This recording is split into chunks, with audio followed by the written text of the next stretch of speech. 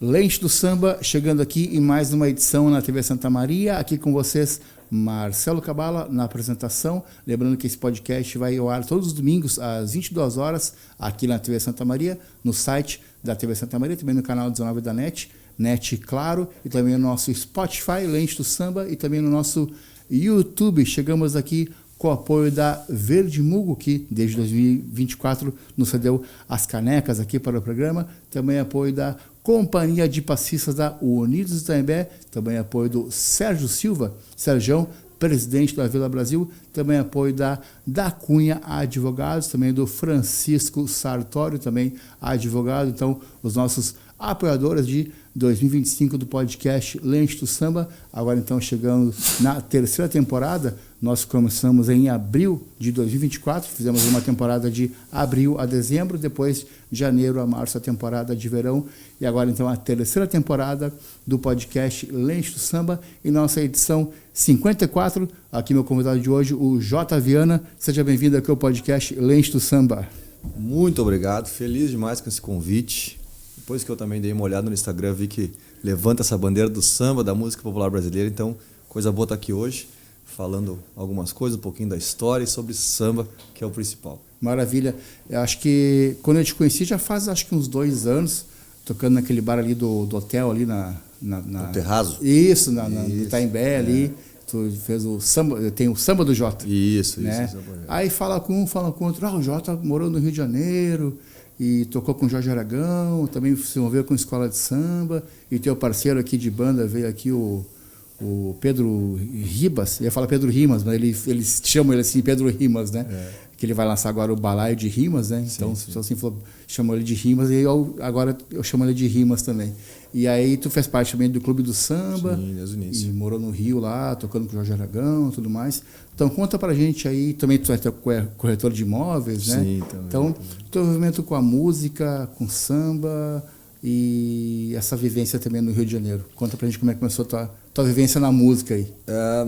Comecei na música, acho que eu devia ter o primeiro instrumento aí em torno de uns 9 anos, né? Eu morava no condomínio da Fiat lá e na época os adolescentes ali de 13, 14 anos levaram um pandeiro com o jogo lá, né? E aí nessa história toda, era na época ainda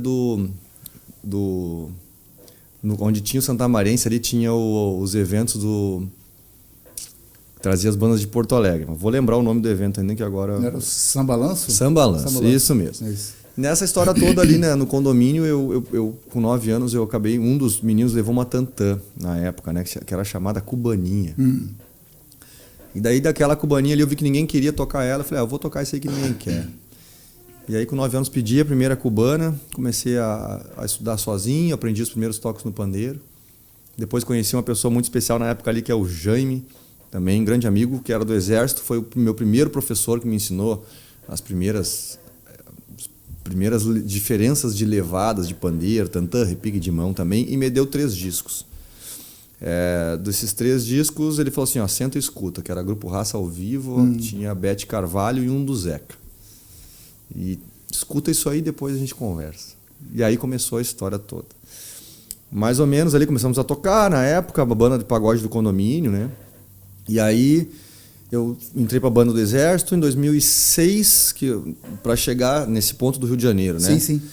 E aí eu já tinha comprado percussão também, já tinha bastante instrumento em casa, sempre estudando. Passei pelo grupo Atoque, né, que é do Márcio Cabecinha, sim. que foi minha escola mesmo de percussão geral, que até hoje, né, sou muito grato também pelo Atoque. O Atoque ainda funciona. Acho que ele está em Passo Fundo agora. Isso, o Cabeça é diretor do curso de percussão de Passo Fundo, e o Atoque continua aqui, que beneficia, né, muitas crianças carentes, e é um grupo de percussão maravilhoso. E o Zé acho que está por Pelotas, acho que alguma coisa assim. Isso, o Zé também, tá? O pessoal tá... Sim, acho que ele tá, não sei se ele voltou para cá, mas ele saiu um tempo de Santa Maria. Saiu um tempo. Não sei se ele está aqui de volta. Não, faz tempo que eu não vejo o Zé também, foi, na época a gente participava do grupo da Museartes, né, então era o Cabecinha e o Zé de professor. A última vez que eu tive notícia dele, assim, que eu vi alguma coisa dele de Instagram e Facebook, estava por Pelotas. Sim.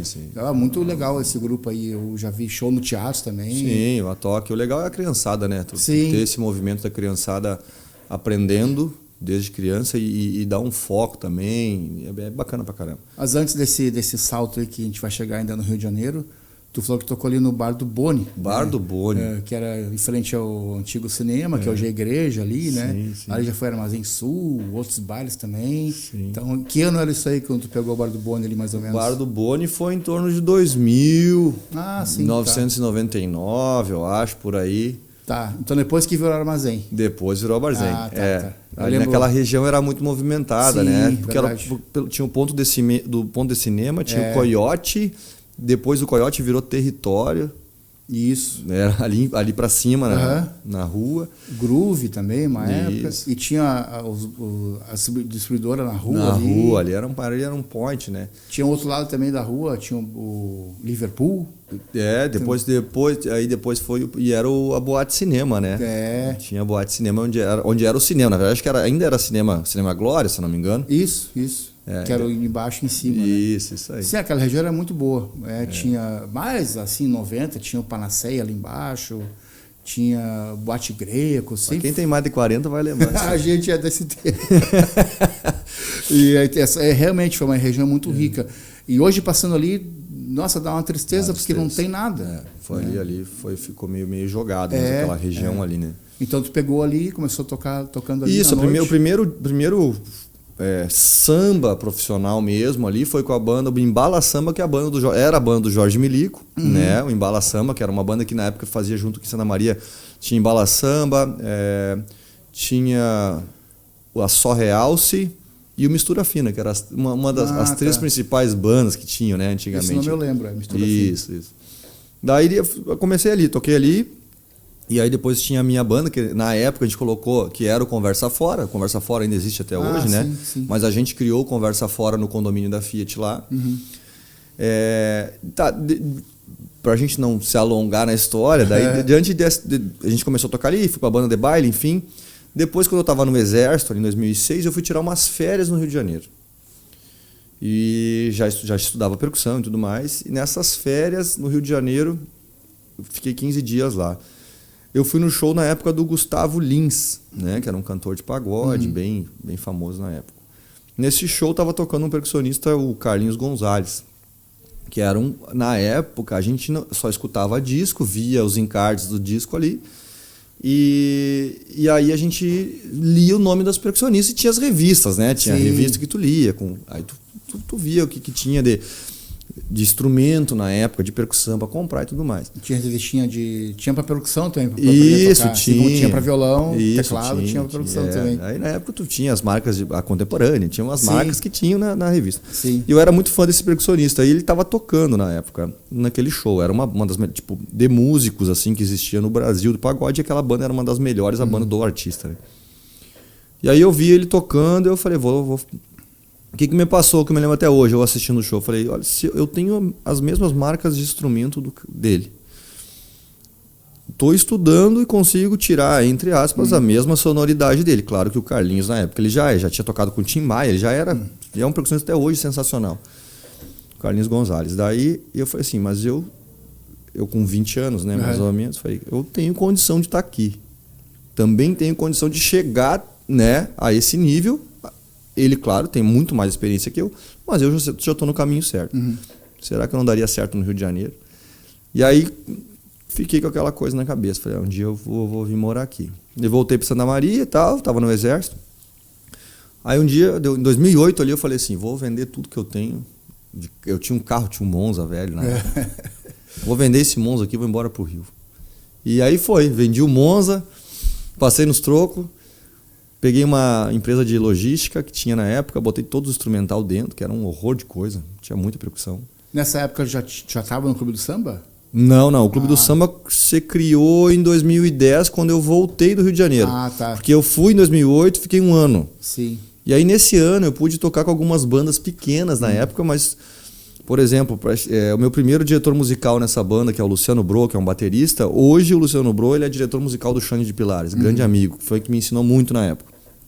Tenho amigos meus hoje, por exemplo, que estão tocando com o De Propósito, que já passaram pelo Belo, que também tocavam comigo naquelas bandas lá em 2008. Então ficou muita amizade daquele tempo, daquele primeiro momento. Uma das melhores experiências que eu tive ali nessa época, em 2008, foi ter conhecido a Portela. Né? Então eu fui eu fui num evento da Portela que era a escolha do samba, As disputas. a disputa dos sambas que ia ficar para aquele ano.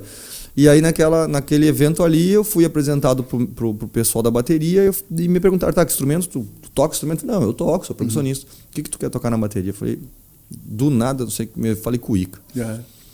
E aí falou, vem tal dia fazer o teste aqui na Portela então, tu vai falar com o mestre Arsênio, que era o mestre da bateria na época, o mestre da cuíca, né? O contra... setor, né? Isso, Separado. cada um tem seu mestre, mas ele era o contramestre no caso da bateria. É os naipe que chama. Os naipe, isso. E aí eu voltei pra casa naquela semana, peguei a cuíca, comecei a botar, já tinha o YouTube, mas era, né, a internet era meio lenta. E aí comecei a procurar vídeos, né? Ou botar músicas de escola de samba e tocar junto. Aí fiquei uma semana dentro do quarto com aquela cuíca embaixo do braço. Claro que era uma outra cultura, a gente sai daqui do interior, né? Usava a cuíca, eu usava uma esponjinha. Lá já eu conheci o gorgurão, então já começa, né? E aí fui pro teste da cuíca lá. Mas lá toca cômodo, porque eu sei que tem a esponjinha molhada e o paninho molhado. Não, na verdade o pano molhado ele se chama gorgurão. Sim. Esse é o pano mesmo oficial, que todo mundo usa e tudo mal, que já é, né? A gente aqui que não tem esse acesso usa a esponja, usa o paninho, usa o feltro, usa qualquer coisa. Né? E aí foi que fui pro teste, né? Daí o Arsênio falou assim, não, tá no caminho certo, mas precisamos dar uma lapidada ainda. Mas pode ir vindo nos ensaios aí, segunda, quarta e sexta, fica à vontade e tal. E aí foi, eu tinha 6 meses ainda, né, pro desfile. Comecei toda semana com a cuíca embaixo do braço, atravessava a Madureira e ia pra Portela. Então foi uma experiência maravilhosa dentro da Portela ali. E aí acabou que no decorrer no decorrer do tempo eu fui me encaminhando para a ponta da bateria, né? Eu era mais novo, estava mais ligado também, tinha umas coreografias e fui me encaminhando para a ponta da bateria, que na época era, que até hoje, né? Quem está na ponta, os 2 pontas são responsáveis pelo alinhamento da bateria na Sapucaí. E aí quem está na ponta da cuíca vai com o microfone, que é o microfone que vai para os jurados também e tudo mais. Então a cuíca ela vai um microfone na frente de uma cuíca e o resto das alas, né, da bateria tem o seu microfone ou no meio ou em algum determinados instrumentos. Né? O cara passa o microfone no meio das pessoas e na TV. Isso. Mas cada ala tem seu microfone e aquela pessoa vai acompanhando. E aí acabou que em 2009 desfilei pela Portela ali também, até a fantasia era de mosqueteiro e eu inclusive na época não tenho um registro, tenho só um DVD gravado em casa, tinha uma fotinho desse tamanho assim que saiu num site. E não tinha celular com fotos, tinha, mas era muito raro, né, tu ter alguma coisa. Enchia aquelas câmerazinhas Cybershot. Era isso aí. Daí, claro, né, pra gente, eu que não fui muito novo, tu levar tudo isso pra Sapucaí, eu não tinha carro, enfim. Então tu desfilou em 2009. 2009, legal. Isso. Lembra do enredo? É alguma coisa com amor. Era alguma coisa com amor o enredo da Portela. E a rainha da bateria era Luma de Oliveira. Sim. Luma de Oliveira. Foi bem bacana. Muita experiência maravilhosa. Foi legal pra caramba. Assim. Voltou para as campeãs? Não sei se o Portela foi campeã esse ano. Se eu não me engano, foi 2º ou 5º lugar. Assim. É uma lembrança que eu tenho de 2009. Aí tu voltou pro desfile das campeãs? Não, na época não. Não cheguei a desfilar nas campeãs, não. Porque eu tinha show também. Sim. Já tocava com bandas de pagode. E aí eu já tinha show na época. Eu me lembro que era um sábado o desfile das campeãs e acabou que eu tinha show, não tinha como ir. Sim. E aí, em 2009, tinha meus primos no Rio de Janeiro também, que me ajudaram muito lá, né? Que eu morava junto com eles ali nessa primeira situação. E aí, 2009, depois que isso, assim, talvez a gente, como jovem, conheci muita festa no Rio de Janeiro. A gente gasta mais dinheiro também fazendo festa. E aí, nessa transição ali, terminou o desfile e tal. A gente que é muito imediatista, né? Eu pensei, não, gastei dinheiro, estava acabando o dinheiro, o cachê dos shows era pouco, né? Na época, sei lá, ia tocar para uma banda de pagode, era 80, 100 reais mesmo, né? E eu falei, não, já deu, tá tudo certo, vou voltar. E aí voltei para Santa Maria na época, voltei em 2009 ali depois, né? Nessa volta que aí trouxe um pouquinho da experiência, né? Um pouquinho de visão, assim, dessa ida para lá. E aí voltei, eu fazia um curso, na verdade, no Rio de Janeiro, de acústica, que era um curso da Empretec, do curso da Empretec aqui de Santa Maria. Era o curso do Solon do Vale. Ele era o redator da revista Áudio e Tecnologia, do Solon do Vale. E aí nesse curso que eu estava fazendo de acústica, fazia vários cursos lá, tanto de eletrônica, de um monte de coisa também, de áudio, ele falou assim, olha, eu estava abrindo a primeira turma de engenharia acústica aqui em Santa Maria. E eu conversei com ele, falei, o que tu acha, Saulo? Né? Ele era um senhor mais de idade. Ele falou, olha, não sei nem o que tu está fazendo no Rio de Janeiro aqui ainda. Volta, faz a faculdade, depois tu vem. E aí voltei para isso, né? Acabei passando na primeira turma de engenharia acústica também, que abriu. Não terminei o curso, espero até voltar. Na FSM? Na FSM, sim, isso. Sim. E aí fiquei por Santa Maria de novo, assim, né? Aí aí em 2010, tu perguntou, foi no bar ali que a gente tava tocando Pedro Rivas, o Estevam, tava uma galera fazendo samba, que era o bar que tinha ali o St. Patrick, na Serafim. Tá, lembro. Na Serafim à esquerda. É Serafim? Eu lembro do nome, não lembro onde é que era, mas era o St. Patrick na Serafim. Isso. Não sei onde é o Vaca hoje? Não, na Serafim, bem antes da Tuiuti. Ah, tá. Eu lembro desse nome, não lembro bem a localização, mas lembro que tinha esse nome aí. E aí fui lá, e aí eu tava com a cuíca no carro, e os guris, pega a cuíca lá, vão tocar. Aí o Pedrão, fala até hoje, né, o Pedro Rivas. Sim. Cara, aquela cuíca, quando eu escutei a cuíca, pedi pra ti, todos os dias que tivesse samba, vai junto. Sim. Aí daquele movimento que tinha no bar, começou o Clube do Samba, né? Porque tem isso, né, cara? O instrumento ele pode estar aqui, ele pode estar em São Cepé, em Guaporé, mas tocou com ele no Rio de Janeiro e tu vem para cá, vem com uma energia diferente. Sim, né? sim. Eu acho que isso que chama atenção quando toca. Porque eu vi agora ali no samba do Milico, do aniversário, tipo, quando tu participa, todos os músicos muito bons. Mas quando tu toca, tu traz ali uma referência também. Tu traz um jeito de tocar que é de outro lugar. Sim. E isso se aprende vivendo. Vivendo. Para quem é músico, até eu tenho meu compadre que fala muito isso. A mesma coisa que tu falou, né? Cara, quando tu toca, é diferente. Sim. E isso se dá em qualquer área da música, no caso, quando tu consegue viver num ambiente diferente do que tu está. Sim. No caso, talvez uma palavra que eu possa dizer, tipo um ambiente mais profissional. Claro que no caso do samba, eu fui buscar a raiz dele. Na fonte lá. Fui viver ele. Sim. Tomei muito esporro, né, que a gente chama, tomei muitos xingamentos também. Mas o tocar, por exemplo, essa questão de ter acompanhado um artista nacional, né, a exigência musical é muito grande.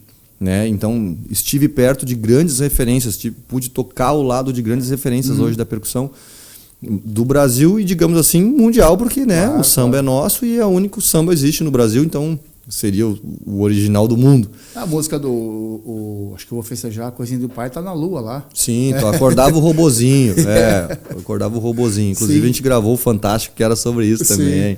E uma coisa que eu achei legal, assim, mesmo tu tendo essa experiência, assim, de ter vivido no Rio e tocar aqui, hoje tem o Samba do Jota, que eventualmente vocês tocam, e essas participações, é o momento certo de não se sobrepor aos outros músicos também. Que a percussão tem isso também, né? Ela tá aqui, tá tocando, e tem uma hora que o cara tá em evidência. Sim. Então saber a tua hora também ali, né? Sim. Isso é importante numa roda de samba também, né? Com certeza. O que eu vejo muito hoje da galera mais nova, né? Eu acho que o principal de tudo é a questão da música. Tu tá ali tocando pra música, tu não tá tocando pra ninguém. Sim. Né? A primeira que tem que ser exaltada é a música. E na maioria das vezes os percussionistas são muito barulhentos. Então essa educação musical, esse feeling que a galera tem que ainda aprender um pouquinho mais, tem que ter essa cabeça. É claro que quando a gente é jovem, muitas vezes tu quer aparecer, tu quer mostrar tudo aquilo que tu sabe no instrumento naquela hora. Mas, como tu falou, aparece às vezes muito mais tu fazendo um básico bem feito, porque se torna mais bonito, é mais sentimental. Ter essa questão, né, de aparecer na hora certa, tem que ter esse cuidado também. Sim. Com a música. E aí esse tempo que tu voltou para Santa Maria, aí tá falando desse dia que o Rimas te ouviu e tocando a cuíca, aí surgiu a ideia do Clube do Samba, né? Que eu vi alguns shows, acho que eu cheguei a pegar 2, 3 shows ali no domingo, ali no museu. No museu, que era difícil, era disputado aquela noite lá. Credo. Tinha que chegar, ficar no lugar e não conseguia se movimentar muito. Cara, ali foi uma época maravilhosa ali. Sim. Aí daí tu tocou esse tempo aqui com o Clube do Samba e creio que também outras participações, de uma banda aqui, outra ali. Aí tu voltou pro Rio. Isso, aí na época eu estava fazendo engenharia acústica E aconteceu um negócio, infelizmente, da Kiss, né? Ah, 13. Então, isso. E aí a gente ficou muito tempo sem trabalhar, porque eu fazia faculdade e a minha renda era da música, né? Sim. Então, quando aconteceu isso da Kiss, o meu filho estava nascendo também, e aí eu fiquei preocupado, tá, e agora? Vou trabalhar com o que eu vou fazer? E ainda, só que eu tinha ainda o sonho, sempre tive, desde criança, na verdade, o sonho de tocar com um artista grande. Eu sonhava com isso, eu me imaginava com aquilo. E aí eu falei, não, dessa vez eu vou cego de novo, né? Porque eu era muito jovem, Sim. Continuava sendo também, mas eu ia mais focado realmente naquilo ali, já sabia aonde ir. Então eu via algumas fotos, na época já tinha Facebook, né? Eu via algumas fotos dos meus amigos que tocaram comigo em 2008, já tocando, viajando, avião, banda e tal. Eu falei que eu preciso viver isso de novo. Daí mais uma vez eu tinha uma moto, vendi a moto. Peguei o instrumental de novo, vamos embora. Até o Pedro fala que na época que estava no Clube de Samba e deu essa coisa horrível da Kiss aí, falou, mas será que é uma boa tu ir? Porque eles querem mais para não perder o amigo, assim. Ele contou aqui, achei muito legal, bem carinhoso da parte dele. Assim, sim, e tal. Sim, Pedrão. Aí tu subiu pro Rio de volta. Isso, aí vai embora de novo, na época eu fiz cartãozinho de visita, tudo. Eu falei, agora eu vou cego. Aí cheguei no Rio de Janeiro, mais, né? Já tinha poucos conhecidos, assim. Sim. Mas ia nos lugares, ia pra Lapa, quando vinha algum músico tocando, algum cara chegava, não ia pro palco tocar, esperava o cara descer, me apresentava, entregava o meu cartão. Aí os caras, pô, tu tá aí tocando, por que tu não foi dar uma canja? Eu falei, não conhecia, mas na próxima vez que eu vier eu dou uma canja. E aí comecei com aquilo ali, me apresentar, fazer os contatos de novo, foi indo. Aí fui tocando em algumas bandas de pagode de novo. Durante esse tempo todo, toquei muito dentro das comunidades do Rio de Janeiro também, né? Eu acabei indo pro grupo Que Loucura, pra nova formação do Que Loucura. Mas quando eu cheguei lá, tem um cara que é muito especial, que é o Leozinho, hoje ele é percussionista do Aragão também. O Leozinho, na época, ele tocava na roda de samba Samba Luzia, que é uma roda de samba muito consagrada no Rio de Janeiro, que era no Clube Santa Luzia, ao lado do aeroporto Santos Dumont, ali. E essa roda de samba era sagrada na Zona Sul, toda sexta-feira. Eram convidados, tinham sempre convidados. Então, convidado na época era a Beth Carvalho, o Zeca ia para lá tomar uma cerveja, Toninho Gerais, Marquinhos Satã, muita gente. Só fera. E aí ele falou, pega teus instrumentos, sexta-feira, o percussionista que está aqui, que era um senhor mais de idade na época, Carlinhos Ogan, está saindo. E vem fazer um teste aí, toca aí. E quem comandava a roda de samba era o Claudinho Guimarães, compositor da Quando a Gira Girou. Sim. Outros sucessos. Junto com Toninho Gerais, eu acho isso, eles eram, né? E aí o Claudinho Guimarães, que já tá no céu, né? Na época, não, vamos aí, Gaúcho, vamos ver como é que tá, né? E claro, aí entra essa questão que tu falou da diferença. Que foi aonde tu chega com uma pegada daqui, até a questão de um pandeiro. Tu tá acostumado a escutar um pandeiro, por exemplo, a gente tem muito hoje incrustado a música gaúcha, é a nossa referência. Né? É dura, a música gaúcha ela é dura, ela não tem swing. Então, tu vai e sai com essa vaneira, essa coisa incrustada do sul, né? E aí para chegar lá, eu tinha a ideia que eu sabia fazer a prática, tinha, né, a técnica para fazer, mas eu precisava viver aquela roda de samba mesmo para pegar o sangue da tocar com os caras para sentir. Isso. E aí aquilo ali automaticamente te eleva a tu experimentar mais musicalmente, né? E aí eu fui na sexta-feira, eu montei minhas congas e tal, cuíca, repique de mão, fazia tudo geral. Então cada música que entrava ia trocando. Eu tocava um fundo de quintal, fazia um repique de mão, era meio, né? E ali naquela roda de samba eu fiquei durante um ano, né? Que era a roda de samba do Claudinho Guimarães, e aí depois eles também tinham a roda de samba do Beco do Rato, que até hoje tem, né? O Beco do Rato é muito famoso lá no Rio, na Lapa. Então, com o Samba Luzia, começou eu a ter essa experiência de ter os convidados ali. Inclusive, na época, eu até tenho foto com o Jorge Aragão da época também e tal, que eu era músico do Santa Luzia, do Samba Luzia. E desse Samba Luzia, uma das experiências maravilhosas que eu tenho, foi o meu primeiro show com um artista nacional, que foi em Minas Gerais, Itabirito, que foi uma roda de samba com a Beth Carvalho. Que para mim foi, eu tenho essa lembrança, né, maravilhosa, que eu não tinha visto ainda nenhum artista de perto, digamos, não tive o palco e aquela emoção do palco. E aí o Beco do Rato convidava a Beth Carvalho nesse evento lá em Itabirito, em Minas Gerais. E aí foi uma roda de samba, acho que tinha, sei lá, 10 mil pessoas à nossa volta. E aí a banda era o Carlinho Sete Corda, né? Tinha pessoal que tocava com a gente, Claudinho Guimarães também ali. E aí eu lembro até hoje que a Beth, eu não tinha visto a Beth Carvalho de perto, imagina, eu recebi um disco quando eu tinha 12 anos de idade, e aí tu vê a Beth, né? Aí a Beth já estava com problema na coluna também na época. E aí ela chegou com o carro bem próximo da roda de samba, era um lugar imenso, coisa mais linda assim. E aí eu sentado na percussão ali, né? E aí eu tava com fones e tal, a gente tocando, ela subiu no palco, quando ela pegou o microfone, assim, que eu escutei a voz dela nos fones, né? Daí começou lá, lá, lá, lá, lá, lá, lá. O show tem que continuar. Sim. Aí a lágrima corre. Então ali começou essa experiência. Aí, na roda de samba toquei com o Toninho Gerais, toquei com o Jorge Aragão, o Marquinhos Satã, tive várias pessoas ali. Dali da roda de samba que começou a incrustar essa pegada diferente, né? E dali eu comecei a tocar com outras bandas também, alguns outros artistas, e fui apresentado pro Neném Chama. Neném, beijo pra ti. Depois tu manda pra ele a gravação. Não, com certeza. Neném Chama também foi apresentado pra ele, que eu fui convidado a fazer a percussão das festas da Rádio Mania. Ele organizava as bandas da Rádio Mania. Sim.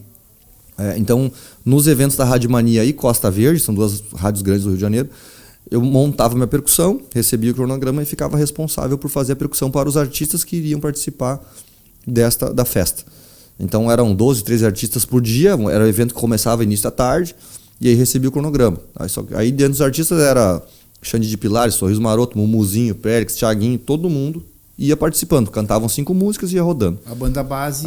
Isso, era legal pra caramba. Aí geralmente alguém da harmonia ficava responsável com algumas partituras. Sim. E a gente fazia a percussão, eu e mais outro percussionista, né? E aí nessa questão do Neném Chama, que é uma história muito legal também, o Neném tocou com o Vaguinho, tocou com os Morenos, Grupo Raça, né? Foi diretor musical há muitos anos do Gustavo Lins, produziu um DVD muito importante do Pique Novo também. E ele tinha parado de tocar, né? O Neném tinha parado de tocar nessa época, meio que saiu da noite. E aí ele me viu tocando com aquela gana de novo, e ele se emocionou, e ele acabou voltando a tocar e foi convidado para ir pro Jorge Aragão na época. Então, fiz parte dessas bandas, acompanhei muito artista nacional, só que ainda não tinha sido convidado ainda para uma banda, né? E sempre no meio, rodando daqui e dali, tocando com muita gente e tal. E aí deu 1 ano e meio mais ou menos de Rio de Janeiro. Aí um dia eu vim para Santa Maria aqui, eu tava com o passaporte atrasado. E lá é muito rápido para acontecer alguma coisa, tu tem que estar com tudo pronto. Vai para outro país. E aí eu olhei meu passaporte antes de vir para Santa Maria, falei, preciso renovar meu passaporte. Porque um artista que eu tocava, o Lampreia, lá na zona sul do Rio, me pediu todo um cadastro, né? E aí toda a produção pediu o cadastro, tudo, CPF, tudo, até para viagem, para tudo, assim. E pediu o número do passaporte. Eu falei, preciso refazer, trouxe para cá. E eu estava sentado na sala ali, e já conhecia todos os músicos do Aragão na época, a banda do Aragão estava passando por uma nova formação, né? Estavam experimentando algumas outras coisas. E eu sentado na sala, eu falei para a mãe assim, que vontade de viajar para o exterior, vou ter que refazer meu passaporte. E aí nessa mesma noite o Neném me ligou. E eu já conhecia todo mundo e tal, ele falou, eu preciso do número do teu passaporte. E meu passaporte está atrasado. E ele me manda o número do passaporte, faz qualquer coisa aí, que tu foi cogitado aqui, já está na lista para ir viajar para a África com o Jorge Aragão. Caramba. É uma turnê na África e o percussionista não vai poder ir, o Banana, que é o oficial, que era muitos anos com o Aragão. E aí todo mundo aqui na banda concordou também, sabe, né? E aí tu dá jeito. Aí o diretor musical me ligou, que é o Jeromin, cara que eu também amigo pra caramba, assim. Jonas, já conversei com o Aragão aqui, vou te dar aí 2, 3 dias pra te resolver. Dá jeito. E aí comecei a correr atrás, né? Inclusive o meu sogro, hoje, na época, era da Polícia Federal. Aí meu sogro me ajudou muito, assim. Era só amigo, não era sogro ainda. Faz isso, vai pra Porto Alegre. na época era o passaporte de emergência que tu tira. Aí tirei um passaporte de emergência, em 24 horas estava com o passaporte, mandei para produção. E eu já estava quase desistindo do Rio de novo, né? A gente que é muito imediatista, né? Mandei para produção e tá, tudo certo, ninguém me deu resposta de nada. Fiquei alguns meses naquilo, né? Sem saber se deu certo, se não ia, ninguém falava em passagem, ninguém falava em nada. A agenda pra África era bem mais pra frente. Era coisa tipo 4 meses pra frente, sim. Tô achando que era na outra semana, o cara ficou ansioso. E aí só sei que num dia nós tocando com a banda lá, e aí o técnico de som trabalhava com o Aragão já.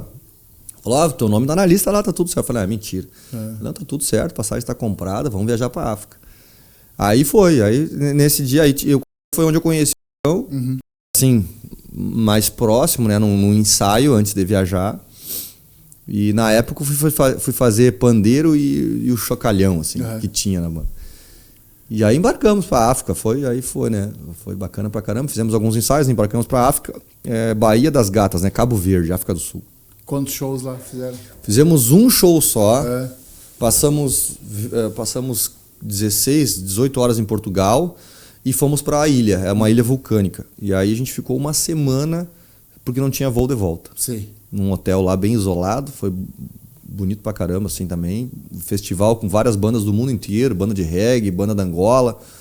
Foi bacana pra caramba assim. E aí quando eu voltei, a gente voltou da viagem, o Aragão me fez o convite oficial, Jonas, o diretor musical, né? O Aragão gostou, quer que tu fique na banda, a gente tá renovando tudo, vamos, tá afim? Claro, com certeza. Legal. E aí começou essa questão de 2014 e 2016. Então, nesse tempo, o Aragão estava passando por algumas mudanças também da carreira dele, da administração de carreira.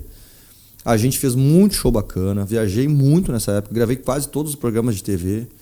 Gravei É de Casa, gravei Multishow, Música Boa, né? Quem apresentava era a Anitta. Sim. Gravei Fantástico, gravei Bem Amigos, do Galvão. Então, fiz muita TV, assim, né? Foi uma experiência maravilhosa. E aí começou a transição da banda também e pegamos a transição do Aragão usar a trilha, usar o VS, né? Algumas bases gravadas também.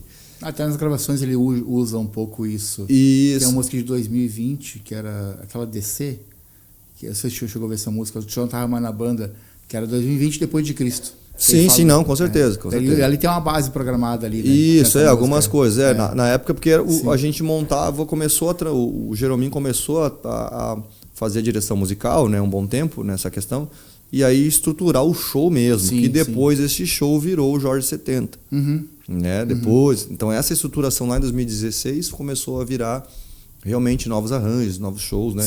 E até pro Jorge também, ele se acostumando com novas coisas, né? Porque ele se adaptando àquela nova sonoridade que a banda dele estava colocando. Você imagina, sabia que começou lá no fundo de quintal, em 70, também 30 anos depois se adaptar a isso, 40 anos depois. Sim, mas ele é sensacional. Sim. Beijo, Jorge, também. Obrigado por tudo, sempre agradeci ele. Aí em 2016 ali, nessa mudança, que eu fiquei na banda até 2016, a gente estava gravando alguns VS, né? Gravando alguma coisa em estúdio também. Só que a gente não tava com tanto show, né? Tava com pouco show, em questão de agenda também. E meu filho tava com 3 anos, né? E eu tava meio dividido. Falei, cheguei aqui no Artista Nacional, maravilhoso pra caramba. Só que ainda não tinha tanto show, sabe? Era corrido, Eu falei, o que eu faço agora, né? E aí essa saudade do filho também, analisando alguns pontos. Falei, não, vou dar um tempo, vou voltar. E aí em 2016 eu voltei, né? Já estava acontecendo mais uma mudança na banda. E aí eu agradeci o Jorge também. E o que eu sempre digo, né? Na época, assim, até alguns músicos, hoje, alguns músicos querem colocar o artista na justiça por algumas questões, sabe? E eu falei, eu não quero isso. Outros músicos que saíram na época que quiseram colocar. E aí eu falei assim, aí eu agradeci o Jorge. Falei, seu Jorge, muito obrigado por tudo que aconteceu, por todo esse sonho realizado, né? E a admiração continua pelo senhor. Eu vou voltar para ele, não, meu filho, te entendo, vai lá, tá tudo certo. E espero que um dia eu consiga te trazer de volta, diz ele. E aí, nessa situação toda, passou os 3 anos, nunca perdi o vínculo, sabe, com todo mundo também. Até hoje eu vou no show no Rio de Janeiro. Acho que tá um pouco frio. Eu vou no show no Rio de Janeiro, entro no show, dou um abraço nele também. E aí, em 2018, eu recebi, depois passou um tempo, abri empresa em Santa Maria, tinha estética automotiva e tal, sempre tocando ainda. 2018 eu recebi uma ligação muito bacana assim também, que um dos músicos que entrou no Jorge Aragão, que é o Nene Brau, também grande percussionista, que eu tenho um enorme respeito. O Nene Brau hoje gravou, acho que todos os discos de samba do Brasil ele que grava. Uhum. Referência na tantã, referência na percussão, um cara sensacional. Hoje está com o Dilcinho. Na época ele estava com o Aragão, quando eu saí, ele estava no Aragão. Um cara que eu aprendi muito também do lado, admiro demais. E imagina, eu de Santa Maria tocando tantã ao lado do Nene Brau, né? Caraca, dava um nervoso. Sim. Mas, graças a Deus, tudo certo, o trabalho foi bem feito. E aí, nessa época, o Nene Brau estava no Aragão e eu fiquei sabendo que o Nene Brau ia pro Dilcinho. E aí, nessa história toda, eu mandei mensagem pros, tô sabendo que o Nene Brau pode ser que saia da banda Aragão e eu tô a fim de voltar a tocar. Né? Que passou aquela fase do filho, sim, né? Tava junto com o filho já há algum tempo ali e tal. E aí falou, não, não vai acontecer. Eu falei, olha, foi o que eu fiquei sabendo, né? Ele falou, não. Aí deu uma semana e pouco, me ligaram. Ó, Nene Brau saiu e o Aragão falou no teu nome. Foi a primeira pessoa que ele pediu para ver se quisesse voltar. Legal. E aí a proposta na época foi que eu não precisava morar no Rio de Janeiro. A minha logística, a produção tinha condição de fazer minha logística de Porto Alegre direto pro show. Então, eu era o único músico que saía de Porto Alegre, fazia o show final de semana, ou cumpria a agenda no Rio de Janeiro, que daí eu ficava pelo Rio, e depois a minha passagem de um outro show ia direto a Porto Alegre. Sim, aí podia ser na saída pegar 2, 3 shows, porque também, né, a gente entende, o cara já mais de idade não faz tanto show, né? Mas na época aumentou, na época a gente fazia 12 por mês. Uhum.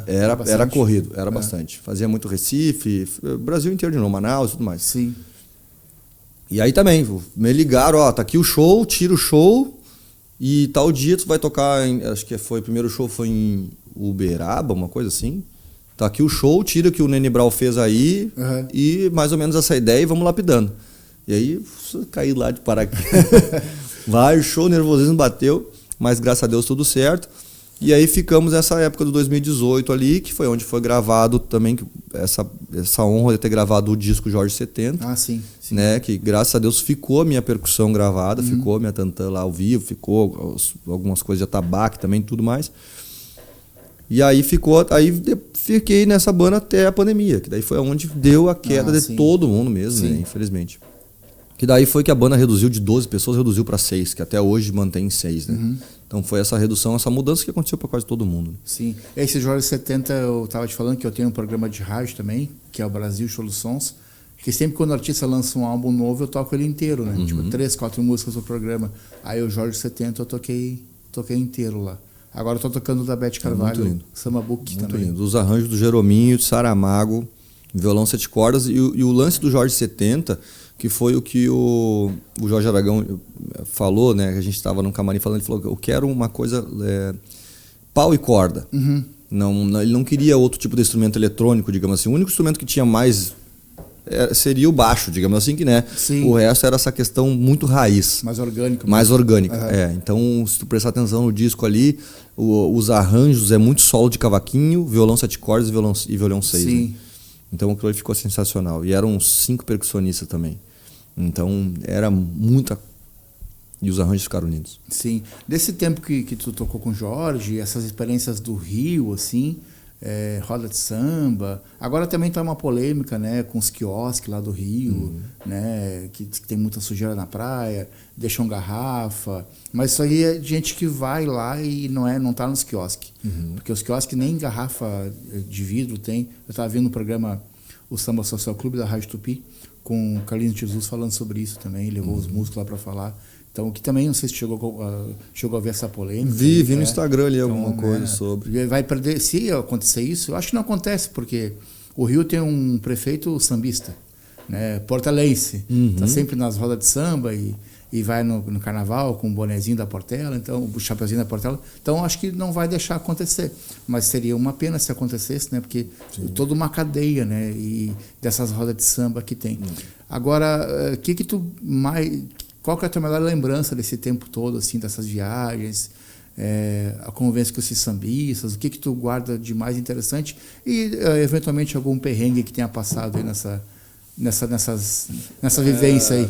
Lembranças, assim, eu tenho duas lembranças que para mim foram muito importantes, assim, na questão musical, por eu ter sempre tive muita dedicação para música, né? Estudei muito para estar ali, né? Não foi só vou para lá ou foi indicação, não, eu estudei muito para estar com a técnica afiada e realmente foi muito para música, né? Então, duas lembranças especiais assim que eu tenho. Primeiro, depois que eu toquei com a Beth e tudo mais, no lançamento do Samba Book do Aragão, que eu não gravei o Samba Book, mas eu fiz os shows de lançamento do Samba Book, né, com o Aragão. Eu tenho uma lembrança muito linda que é com a Beth, que eu estava tocando sentado no Vivo Rio, né, e a Beth estava atrás das cortinas, atrás de mim, assim. E aí ela já estava na cadeira de roda dela e tal. E eu tocando, eu olhei para trás assim, e ela estava bem atrás de mim e me mandou um beijo. Assim. Legal. Tem um sorriso. E ela me falou, oi menino, tudo bem? E tal, me mandou um beijo. E a outra lembrança que eu tenho que foi muito bacana, que é o Birani, que é do Fundo de Quintal, que foi quem inventou o repique de mão, era show do Jorge Aragão e depois Fundos de Quintal. E tinha um intervalo com o Fundo de Quintal. E aí nós descemos do palco, claro, toda a banda do Aragão já era conhecida, eu era mais novo, né? E aí nessa descida do palco, você cumprimentando e tal ali, o Birani estendeu o braço pra mim assim, falou, meu filho, parabéns pelo som dessa tua tantã aí. Tá muito bom, tudo mais. Eu falei, não, então quer dizer que, que o trabalho tá bem feito, né? E claro, as viagens, as experiências de cidade, de tudo, de comida, tudo que a gente vivia foi maravilhoso. Assim, perrengue, agora um perrengue bacana que a gente conta também. A gente tava em Recife fazendo show com o Aragão. E aí nessa ida, vamos sair do show, nós na van com o Aragão, não, vamos comer nesse restaurante aqui. E claro, um restaurante beira-mar em Recife, financeiramente, né, todo mundo ia agora. Mas ele convidou, Sim, mas ninguém sabia que o convite, né, e eu tava me recuperando, eu vinha de uma semana que eu tinha pegado uma infecção de ostra. Eu comi uma ostra na beira-mar de Recife. E passei uma semana mal, mas mal de ter que tomar Imosec, 2 Imosec antes do show pra poder fazer o show. Mal, tinha secado tudo assim. Tá, e aí vinha com aquilo, tinha melhorado, toda a banda, e agora? Que a galera, por mais que ganha grana, mas também, né, o teu poder pra te gastar num restaurante desse é complicado, cada um tem sua família em casa, enfim. Mas não, porque nós vamos parar ali pra comer, nós sentamos todo mundo, toda a banda sentada ali, e se olhando, né? E aí aquele cardápio rodava a banda, assim. Todo mundo abria. A entrada... Isso, imagina, 2018, mais ou menos. Tipo, a entradinha do restaurante era R$80, assim, uma saladinha, uma coisinha muito pequena. E aquele cardápio rodava e ninguém pedia nada. Aí nessa situação toda ali, nós olhando, aí o Aragão... Ô filho, não vai pedir alguma coisa? Não, eu tô meio mal da barriga. Aí o outro lá, não, senhor, não tô sem fome, seu Jorge. Não vamos pedir nada não, né? Todo mundo com aquele medo. Aí chegou uns pratos de camarão na mesa, assim. Todo mundo com vergonha de botar a mão, né? Todo mundo ali esperando, né? E ali, todo mundo passando mal, né? Todo mundo com uma dor de barriga daqui, dali e tal. Aí daqui a pouquinho, o Aragão olhou assim pra mesa, assim, e falou assim pra todo mundo na mesa. Meu filho, pode pedir. Hoje é comigo. Olha aí, que beleza. Todo mundo melhorou da barriga, deu uma fome, deu uma sede. Que beleza. Começou a chegar comida na mesa, aí todo mundo comeu maravilhosamente bem também. Que legal, cara. Vai ter uma experiência todo mundo ali. O Aragão é um senhor, né? Um vovô sensacional. Não, sensacional. Até ele faz aquela música Respeite quem pôde chegar onde a gente chegou, ele troca, né? Respeite quem pôde chegar onde o vovô chegou. Onde o vovô chegou. É sensacional. Foi uma experiência maravilhosa, o carinho que eu tenho, assim, por ele, né? Tanto por ele, pela esposa dele, hoje a André também, que tá sempre junto com ele, viajava com a gente também. São pessoas maravilhosas, pessoas queridas demais, assim, de conviver, de aprender. E aquela coisa, aquela energia dele, que ele inventou, né? Não digo inventou, mas ele é o samba. Ele é o samba. Ele é gênio na composição, né? Muita coisa fantástica. Dessa geração dele ali, ele, o Zeca, a Beth, o Arlindo, o Fundo de Quintal, eles criaram um novo estilo, né? Um novo jeito de tocar, né? Essa coisa da roda de samba lá do Cacique de Ramos. Então eles são criadores disso. Né, para quem gosta, inclusive, eu estava assistindo a série da Beth Carvalho na Netflix, é sensacional. Mostra tudo isso desde o início, esse movimento dela, de como que foi, como que foi acontecer de levar para a Zona Sul. Essa questão é muito legal. Não sei se é o mesmo que eu vi no Canal Brasil, depois a gente... Qual que é o nome desse? É Beth Carvalho mesmo. Tá, então foi o mesmo que eu vi. Muito legal. Muito legal. Mostra o nascimento da filha dela. Tudo. Muito legal. Aquilo ali, ela no estúdio, as referências e tudo mais. Sim. Também. Agora chegando, te agradeço a presença, né? Foi muito legal ter vindo aqui. Eu vi lá no dia do Samba do Milico, quem que eu vou convidar? Claro, eu vou convidar o Jota para participar, porque a gente conhece um, conhece outro e aí não tem muito contato. Aí eu pedi o contato pro Pedro Ribas, né? O Jota, aí obrigado pela presença. Agora no final do programa o convidado pode fazer uma pergunta para mim. A pergunta... Você chegou a pensar em algo, mas não... Não, mas assim, então já que tu tá no meio, né? Que tu levanta essa bandeira do samba, o que tu acha que pode ser feito para as bandas melhorarem, terem um pouco mais de profissionalismo em Santa Maria? Banda de samba em geral? Banda de pagode, banda de samba. É o movimento do samba e pagode. E o que falta? Sim. Acho que a gente está hoje com uma falta de espaço, né? Até os sambas que o Ednei tem feito lá em homenagens, enfim, né? Santa Maria tem essa coisa cíclica, né? Um espaço não se firma, né? Tinha lá o Boteco do Maré, que fechou. Essa época aí do museu tinha espaço para samba, mas eu vejo assim que o samba está sempre tendo que catar um espaço novo. Não se tem um lugar, toda segunda vai ter lá um samba, que nem tu falou que toda sexta tinha um samba lá do Santa Luzia, ou toda segunda tinha um samba do Trabalhador lá do Moisés... Moisés Marques. Moisés Marques não. É Moacir Luz. Moacir Luz, e tem Moisés Marques também. Moisés Marques também tem, é Moacir Luz. Então eu vejo a falta de um lugar fixo. Né? Toda quarta, ou toda quinta, ou todo domingo vai ter um samba. A gente tem os bar aí, Cadós, Vaca, Terraço, onde eu vi tocando, mas não é um espaço de samba. Então falta um lugar legítimo assim de samba. Para né? isso. Então acho que... E aí a coisa assim que eu vejo, isso que tu falou também do músico afobado. Às vezes o cara tá tocando uma roda de samba e o cara tá lá espancando o pandeiro lá. Calma, tio.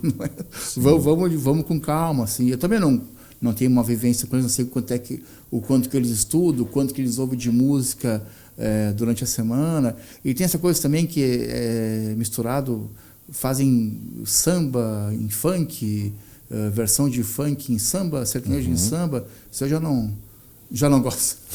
Sabe? Então acho que falta assim uma identidade samba na cidade. Assim. Que foi o que o Milico fez lá no Sim, E aí, se tivesse toda sexta lá um samba lá no lugar lá, no Imperial, beleza. Vai se criando uma cultura. Claro. Já teve 2, 3 sambas ali que o Ednei produziu, que sempre está lotado. Sim, né? sim. Claro, sim. Aqui também tem a coisa, agora a gente está hoje, já te agradeço a presença, já está o dia mais frio do ano. Então tem essa coisa do inverno também que dificulta, né? Também não precisa ser uma coisa fixa, pode pegar uma temporada ali de outubro a março ou abril, que ainda faz um calorzinho.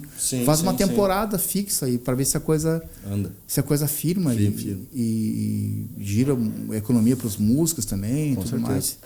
Então é isso. E não sei se respondi bem a tua pergunta, mas é um pouco o que eu penso assim, né, do que eu vejo do samba e pagode de Santa Maria.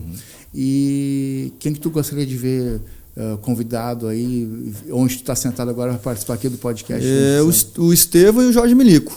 Os dois têm muita história para contar também aí. Fazem a bandeira do samba muito bem feita. O Milico tem uma dificuldade de horário ali, mas a gente está tentando encaixar. Sim. O Estevão também eu já tinha pensado, né? Fechar esse ciclo aí do Clube do Samba, já veio o Pedro, tu e agora o Estevão. O Estevão é um excelente compositor também. Sim. Lembro que ele ganhou um samba no festival de sambas marchinhas MPB em 2022, 2023, um samba muito legal. Então, um baita... Claro, aqui tem isso assim também, né? Pouco, ainda complementando a tua pergunta, a gente não tem sambas autorais, né?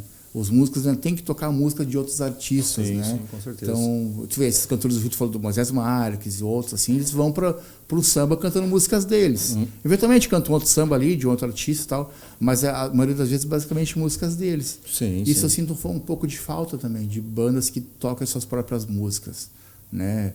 E às vezes os caras são os baita compositores, não têm a oportunidade de tocar suas músicas. Sim. E tendo espaço assim, ou fixo ou por temporada, que o cara possa tocar suas músicas também. Perfeito. Porque são tão boas quanto música de outros artistas. O músico passa por uma... eu me incomodo um pouco isso também, de passar por uma aprovação, ele é bom porque tocou música de outro artista. Então falta um pouco de uma identidade musical que o cara tem, mas o público não conhece. Perfeito. Então falta apresentar para o público essas músicas, né? Então, mas eu vou trazer convidar o Estevam e o Milico e outros também, né, para participar aqui. Claro. Te agradeço a participação. Eu que agradeço também. Obrigado, parabéns pelo programa aí também, pelo podcast, coisa boa. Bacana. Então, muito obrigado. Até uma próxima edição do podcast Lente do Samba.